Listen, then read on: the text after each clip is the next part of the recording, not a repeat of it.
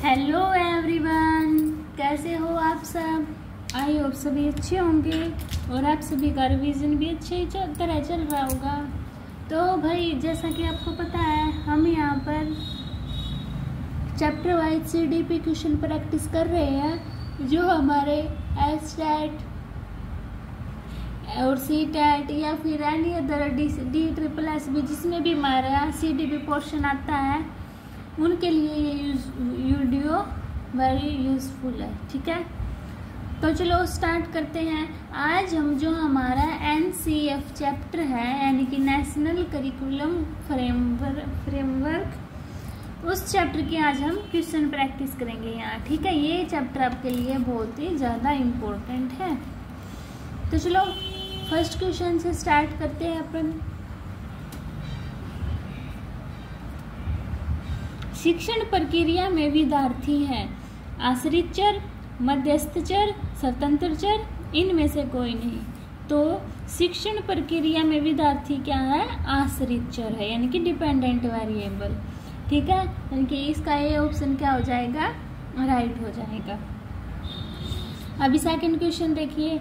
NCF 2005 बल देता है करके सीखने पर, रटने पर, समस्या हल करने पर, उपरोक्त सभी। तो NCF 2005 किसको बल देता है? करके सीखने पर, यानी कि एक्सपेरिमेंट करो और उससे सीखो। यानी कि जो भी हम कोई एक्सपेरिमेंट करते हैं उससे क्या हम ज़्यादा सीख सकते हैं। ठीक है, थर्ड क्वेश्चन देखिए। वातावरण वह बाहरी शक्ति है जो हमें प्रभावित करती है, कहा था? वुडवर्थ ने, रोस ने, अनास्तिस्वी ने, इनमें से कोई नहीं। तो वातावरण वह बाहरी शक्ति है जो हमें प्रभावित करती है, ये किसने कहे थे वर्ड? रोस ने। ठीक है, यानी कि थर्ड का भी क्या हो जाएगा? हमारा राइट हो जाएगा। अभी फोर्थ क्वेश्चन देखिए। राष्ट्रीय पाठ्यचर्या रूपरेखा 2005 में शांति शिक्षा को बढ़ावा देने के लिए कुछ क्रियाओं की अनुशंसा की गई है। पाठ्यक्रम रूपरेखा में निम्नलिखित में से किसे सूचीबद्ध किया गया है? महिलाओं के प्रति आदर एवं जिम्मेदारी का दृष्टिकोण विकसित करने के लिए कार्यक्रम आयोजित किए जाए, नैतिक शिक्षा को बढ़ाया जाए, शांति शिक्षा को एक अलग विषय के रूप में बढ़ाया जाए, शांति शिक्षा को पाठ्यक्रम में सम्मिलित किया जाए। तो क्या है हमारा? राष्ट्रीय पाठ्यचर्या रूपरेखा 2005 में शांति शिक्षा को बढ़ावा देने के लिए कुछ क्रियाओं की अनुशंसा की गई है। पाठ्यक्रम रूपरेखा में निम्नलिखित में से किसे सूचीबद्ध किया गया है? ए ऑप्शन, यानी कि महिलाओं के प्रति आदर एवं जिम्मेदारी का दृष्टिकोण विकसित करने के लिए कार्यक्रम आयोजित किए जाए, यानी कि ये ऑप्शन क्या हो जाएगा? मेरा राइट हो जाएगा। अभी फिफ्थ क्वेश्चन देखिए। राष्ट्रीय पाठ्यचर्या की रूपरेखा 2005 में बात की गई ज्ञान स्थायी है, वह दिया जाता है तथा ज्ञान से विकास होता है और इसकी संरचना होती है। शैक्षिक केंद्र से विषय केंद्र की ओर, विद्यार्थी केंद्रित से अध्यापक केंद्रित की ओर कोई नहीं। तो राष्ट्रीय पाठ्यचर्या की रूपरेखा 2005 में बात की गई है क्या? कि ज्ञान स्थायी व दिया जाता है, ज्ञान से विकास होता है और इसकी संरचना होती है, यानी कि फिफ्थ का ये ऑप्शन क्या हो जाएगा? मेरा राइट हो जाएगा। ठीक है, अभी क्वेश्चन 6 पे चलते हैं। क्वेश्चन नंबर 6 देखिए अपना। राष्ट्रीय पाठ्यचर्या रूपरेखा 2005 में बहुभाषा को एक संसाधन के रूप में समर्थन दिया गया है, क्योंकि यह एक तरीका है जिसमें प्रत्येक बालक सुरक्षित महसूस करे। भाषागत पृष्ठभूमि के कारण कोई भी बालक पीछे न छूट जाए। यह बालकों को अपने विकास के लिए प्रोत्साहन देगा। उपरोक्त सभी। तो राष्ट्रीय पाठ्यचर्या 2005 में बहुभाषा को एक संसाधन के रूप में समर्थन दिया है, क्योंकि यह एक तरीका है जिसमें प्रत्येक बालक सुरक्षित महसूस करे। सही बात है। भाषागत पृष्ठभूमि के कारण कोई भी बालक पीछे न छूट जाए। सही बात है। यह बालकों को अपने विकास के लिए प्रोत्साहन देगा, यह भी सही बात है। तो डी ऑप्शन क्या हो जाएगा मेरा, राइट हो जाएगा। ठीक है, अभी 7 क्वेश्चन देखिए। राष्ट्रीय पाठ्यचर्या रूपरेखा 2005 में गुणवत्ता आयाम शीर्षक के अंतर्गत महत्व दिया गया है। भौतिक संसाधनों, शिक्षित एवं अभिप्रेरित शिक्षकों, बालकों के लिए ज्ञान संदर्भ में संरचित अनुभव को, बालकों के लिए संरचित अनुभव एवं पाठ्यक्रम सुधार को। तो राष्ट्रीय पाठ्यचर्या रूपरेखा 2005 में गुणवत्ता आयाम शीर्षक के अंतर्गत महत्व दिया गया है। किसको दिया गया है, बालकों के लिए संरचित अनुभव एवं पाठ्यक्रम सुधार हो, यानी कि 4th ऑप्शन क्या हो जाएगा मेरा, राइट हो जाएगा। ठीक है, अभी 8 क्वेश्चन देखिए। राष्ट्रीय पाठ्यचर्या रूपरेखा 2005 में निम्नलिखित में से किस परीक्षा संबंधी सुधारों को सुझाया गया है। तो किन को सुझाया गया है, कक्षा 10 की परीक्षा ऐच्छिकों, विद्यालय शिक्षा की विभिन्न अवस्थाओं पर राज्य स्तरीय परीक्षा संचालन, प्रतियोगी प्रवेश परीक्षाएं ऐच्छिकों, उपरोक्त सभी। तो राष्ट्रीय पाठ्यचर्या रूपरेखा 2005 में निम्नलिखित में से किस परीक्षा संबंधी सुधारों को सुझाया गया है, किसको, कि कक्षा 10 की परीक्षाएं ऐच्छिकों। ठीक है, यानी कि ए ऑप्शन क्या है मेरा, राइट हो जाएगा। अभी 9 क्वेश्चन देखिए। पाठ्यक्रम निम्नलिखित में से शिक्षण के कौन से चरण में आता है, आश्रित, मध्यस्थ, स्वतंत्र, सभी। तो जो हमारा पाठ्यक्रम होता है वो शिक्षण के मध्यस्थ चरण में आता है। ठीक है, यानी कि बी ऑप्शन क्या है मेरा, राइट है। अब 10 क्वेश्चन देखिए। शिक्षण के आधार पर पाठ्यक्रम के कितने चर हैं, 1, 2, 3, 4। तो शिक्षण के आधार पर पाठ्यक्रम के हमारे 3 चरण होते हैं। ठीक है, यानी कि सी ऑप्शन क्या हो जाएगा मेरा, राइट हो जाएगा। अभी 11 क्वेश्चन देखिए। राष्ट्रीय पाठ्यचर्या की रूपरेखा 2005 के आधारभूत सिद्धांतों में निम्नलिखित में से कौन सा भाग सम्मिलित नहीं है। अच्छी बाह्य परीक्षाओं का आयोजन करना, रटने के महत्व प्रदान न करना, पुस्तक के बाहर का ज्ञान प्राप्त करना, ज्ञान को वास्तविक जीवन से जोड़ना। तो देखो, राष्ट्रीय पाठ्यचर्या की रूपरेखा 2005 में कौन से भाग सम्मिलित नहीं है। देखो, ज्ञान को वास्तविक जीवन से जोड़ना, ये तो सही बात है। पुस्तकों के बाहर का ज्ञान प्राप्त करना, ये भी सही बात है। रटने के महत्व प्रदान न करना, ये भी सही बात है। अच्छी बाह्य परीक्षाओं का आयोजन करना, तो ये हमारा ए ऑप्शन राइट हो जाएगा। ठीक है, अभी 12 क्वेश्चन देखिए। शिक्षा के क्षेत्र में पाठ्यचर्या शब्दावली की ओर संकेत करता है। मूल्यांकन प्रक्रिया में कक्षा में प्रयुक्त की जाने वाली पाठ्य वस्तु, शिक्षा पद्धति एवं पढ़ाई जाने वाली विषय वस्तु को, विद्यालय का संपूर्ण कार्यक्रम जिसमें हम प्रतिदिन अनुभव प्राप्त करते हैं। तो कौन सा है हमारा, कि शिक्षा के क्षेत्र में पाठ्यचर्या शब्दावली किसकी ओर संकेत करता है हमारा, कि विद्यालय का संपूर्ण कार्यक्रम जिसमें हम प्रतिदिन अनुभव प्राप्त करते हैं। यानी कि डी ऑप्शन क्या है मेरा, राइट हो जाएगा। ठीक है, अभी 13 क्वेश्चन देखिए। पैटर्न की पहचान करना और उन्हें पूरा करना प्राथमिक स्तर पर गणित की पाठ्यचर्या का एक अनिवार्य हिस्सा है, क्योंकि विद्यार्थियों को प्रतियोगी परीक्षाओं के लिए तैयार करता है। सुडोकू पहेली को हल करने में विद्यार्थियों की सहायता करता है। यह विद्यार्थियों में सृजनात्मकता को बढ़ावा देता है। अच्छा, और संख्याओं तथा क्रियाओं की विशेषताओं को समझने में उनकी सहायता करता है। विद्यार्थियों में सृजनात्मकता और कलात्मक गुणों को विकसित करता है। तो देखो, हमारे ऑप्शन में सृजनात्मकता को बढ़ावा भी देता है, संख्याओं तथा क्रियाओं की विशेषता को समझने में उनकी सहायता भी करता है। तो ये भी हो गया ना इसमें।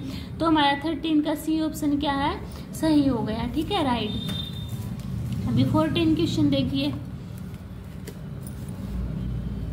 गणित की वर्तमान एनसीईआरटी पाठ्य पुस्तक की अनुशंसा को ध्यान में रखकर की गई एनसीएफ 2005, राष्ट्रीय शिक्षा नीति 1986, 2006 में सीबीएसई द्वारा प्रस्तावित पाठ्यक्रम, 2006 में राज्य बोर्ड द्वारा प्रस्तावित पाठ्यक्रम। तो एनसीएफ की फुल फॉर्म भी आ सकती है, नेशनल करिकुलम फ्रेमवर्क 2005। ठीक है, तो गणित की वर्तमान जो एनसीईआरटी है किसको ध्यान में रख के की गई है, हमारी NCF 2005 को, ठीक है, यानी कि राष्ट्रीय पाठ्यचर्या की रूपरेखा 2005, ए ऑप्शन, ठीक है। अब 15 क्वेश्चन देखिए, राष्ट्रीय पाठ्यचर्या की रूपरेखा 2005 की यह अनुशंसा है कि उच्च प्राथमिक स्तर पर विज्ञान शिक्षा को डैश पर बल देना चाहिए, कक्षीय अधिगम को विद्यालय के बाहर की दुनिया के साथ जोड़ने में शिक्षार्थियों की मदद करने, विज्ञान सीखने में अंतर्राष्ट्रीय मानकों को प्राप्त करने में शिक्षार्थियों की मदद करने, शिक्षार्थियों में सामाजिक विषमताओं को न्यूनतम करने, शांतिपूर्ण समाज की स्थापना के लिए मानवीय मूल्यों और ज्ञानाधार को बढ़ावा देना। तो किस पर बल देती है हमारी कक्षीय अधिगम को विद्यालय के बाहर की दुनिया के साथ जोड़ने में, शिक्षार्थियों की मदद करने में, यानी कि ये ऑप्शन क्या मेरा इसका राइट हो जाएगा, ठीक है। अभी 16 क्वेश्चन पर चलते हैं। देखिए 16 क्वेश्चन, NCF 2005 के अनुसार विद्यालयों में गणित शिक्षा का एक मुख्य उद्देश्य यह है कि संख्या संबंधी कौशल का विकास करना, समस्या समाधान कौशल का विकास करना, विश्लेषणात्मक योग्यता को पोषित करना, बालक की चिंतन प्रक्रिया का गणितीयकरण करना। तो NCF 2005 के अनुसार विद्यालय में गणित शिक्षा का क्या है मुख्य उद्देश्य है, बालक की चिंतन प्रक्रिया का गणितीयकरण करना, यानी कि डी ऑप्शन क्या है मेरा 16 का राइट हो जाएगा, ठीक है। अभी 17 क्वेश्चन देखिए, NCF 2005 के लक्ष्य कथन के अनुसार विद्यालय गणित उस स्थिति में नहीं होता जहां बालक गणित का आनंद उठाने के लिए सीखते हैं, गणित को अपने दैनिक जीवन के अनुभव के रूप में देखते हैं, अर्थपूर्ण समस्याओं को रखते और हल करते हैं, सूत्रों और एल्गोरिथम को कंठस्थ करते हैं। तो कौन सा नहीं है हमारे NCF में, गणित का आनंद उठाने के लिए सीखते हैं, तो सही बात है। गणित को अपने दैनिक जीवन के अनुभव के रूप में देखते हैं, ये भी अच्छी बात है। अर्थपूर्ण समस्याओं को रखते और हल करते हैं, ये भी सही बात है। सूत्रों और एल्गोरिथम को कंठस्थ करते हैं, यानी कि ये तो रोट लर्निंग आ गई, ये हमारा वह गलत बात है। इस ऑप्शन के क्या हमारा ये क्वेश्चन डी ठीक होगा, ठीक है। अभी 18 देखिए, NCF 2005 के अनुसार गणित की पाठ्यचर्या महत्वाकांक्षी सुसंगत है और यह महत्वपूर्ण गणित पढ़ाती है। यह महत्वाकांक्षी का अर्थ है विद्यालय में गणित शिक्षण के संकीर्ण उद्देश्यों को खोजना, विद्यालय में गणित शिक्षण के उच्च उद्देश्यों को खोजना, गणित की समस्याओं को हल करने के एक से अधिक तरीकों का शिक्षण, विविध प्रकार के गणित का शिक्षण जैसे अंकगणित, बीजगणित, ज्यामिति और आंकड़ा प्रबंध। तो NCF 2005 के अनुसार गणित की पाठ्यचर्या महत्वाकांक्षी सुसंगत है और यह महत्वपूर्ण गणित पढ़ाती है। तो महत्वाकांक्षी गणित का क्या अर्थ है, विद्यालय में गणित शिक्षण के उच्च उद्देश्यों को खोजना। तो 18 का बी क्या मेरा राइट हो जाएगा। अभी NCF 2005 ने सर्वाधिक बल दिया ज्ञान की संरचना पर, अवधारणाओं को रटने पर, कठिन सवालों को हल करने पर, तेजी से गणित करने पर। तो NCF 2005 ने सर्वाधिक बल किस पर दिया था हमारा, तेजी से गणित करने पर, ठीक है। अब 20 क्वेश्चन, NCF 2005 बल देता है रटने पर, सूत्र याद करने पर, करके सीखने पर, सवाल करने पर। तो NCF 2005 हमारा किससे बल देता है, करके सीखने पर, यानी कि बी क्या मेरा राइट हो जाएगा, ठीक है। अभी 21 क्वेश्चन देखिए, NCF 2005 के अनुसार गणित शिक्षण होना चाहिए बाल केंद्रित, शिक्षक केंद्रित, पाठ्य पुस्तक केंद्रित, इनमें से सभी। तो NCF 2005 के अनुसार गणित शिक्षण हमारा कैसा होना चाहिए, बाल केंद्रित होना चाहिए, ठीक है। ए ऑप्शन क्या मेरा राइट हो जाएगा। अभी 22 क्वेश्चन देखिए, राष्ट्रीय पाठ्यचर्या की रूपरेखा 2005 मानती है कि गणित में चिंतन और तर्कना का एक तरीका शामिल होता है। इस दृष्टिकोण को किसके द्वारा प्राप्त किया जा सकता है, खोजबीन उपागम का प्रयोग करना, हस्तचालकों का प्रयोग करना, संकल्पनाओं को वास्तविक जीवन से जोड़ना, विद्यार्थियों को चर्चा में शामिल करना। गणित की पाठ्य पुस्तकों का पुनर्बलन करना, विद्यार्थियों को बहुत सारे सवाल वर्कशीट देना, विद्यार्थियों को विशेष कोचिंग देना। तो इसका हमारा क्या है, ए ऑप्शन, यानी खोजबीन उपागम का प्रयोग करना, हस्तचालकों का प्रयोग करना, संकल्पनाओं को वास्तविक जीवन से जोड़ना, विद्यार्थियों को चर्चाओं में शामिल करना। इसमें सभी बात आ गई ना, तो ये ऑप्शन क्या मेरा राइट होगा। 23 देखिए, राष्ट्रीय पाठ्यचर्या की रूपरेखा 2005 में यह अनुशंसा की गई है कि उच्च प्राथमिक स्तर पर विज्ञान शिक्षण से अधिक बल दिया जाना चाहिए। कक्षा की पढ़ाई को विद्यालय के बाहरी जीवन से संबंधित करने के लिए, पाठ्यपुस्तक में दिए गए सभी वैज्ञानिक पदों को याद करने के लिए, पाठ्यपुस्तक के अभ्यास के सभी प्रश्नों के उत्तर देने के लिए, परीक्षाओं में विद्यार्थियों के प्रदर्शन में सुधार लाने के लिए। तो राष्ट्रीय पाठ्यचर्या की रूपरेखा 2005 में क्या अनुशंसा की गई है, जो उच्च प्राथमिक स्तर पर विज्ञान शिक्षण से अधिक बल देना चाहिए ताकि कक्षा की पढ़ाई को हम विद्यालय के बाहरी जीवन से जोड़ सकें। ठीक है, यानी ये ऑप्शन क्या है मेरा राइट हो। 24 बालक रीते बर्तन के समान होता है जिसमें बड़ों के द्वारा ज्ञान भरा जाता है। निष्क्रिय जीव होता है जो प्रदत्त सूचना को जो की तो प्रतिलिपि के रूप में प्रस्तुत कर देते हैं। जिज्ञासु प्राणी होते हैं जो अपने चारों ओर के जगत को खोजने के लिए अपने ही तर्कों और अक्षमताओं का उपयोग करते हैं।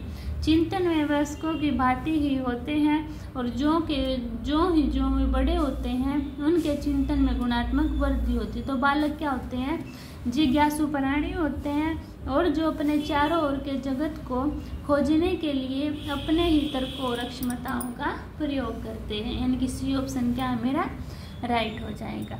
अभी 25 क्वेश्चन पे चले। देखिए 25 क्वेश्चन, बच्चों को अपने अध्ययन में प्रयास करने हेतु प्रोत्साहित करने के लिए शिक्षकों को आवश्यकता है। अन्य बच्चों के साथ तुलना करना, कंपैरिजन तो हमें करना नहीं है, बच्चों को डांटना भी नहीं है, बच्चों को नियंत्रण में भी रखना नहीं है, तो बच्चों को प्रेरित करना, यानी कि बी ऑप्शन क्या है मेरा राइट हो जाएगा। अब ये आ गया ना क्वेश्चन, एनसीईआरटी 2005 का विस्तार रूप क्या है, यानी कि फुल फॉर्म क्या है, नेशनल करिकुलम फ्रेमवर्क। तो ये ऑप्शन ही हमारा राइट हो जाएगा। 27 शारीरिक रूप से असहजता का निम्नलिखित में से कौन सा कारण है।